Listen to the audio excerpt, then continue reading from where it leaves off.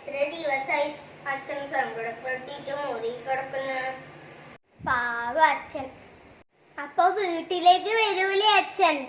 എന്തായാലും സാരൂല, 14 ദിവസം കഴിഞ്ഞിട്ട് കാണാലോ.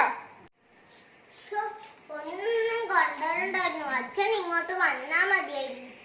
നമ്മുടെ സുരക്ഷയ്ക്ക് വേണ്ടിയല്ലേ വിദേശത്തു നിന്ന് വരുന്നവർ 14 ദിവസം ക്വാറന്റൈനിൽ കഴിയണമെന്ന് പറയുന്നത്.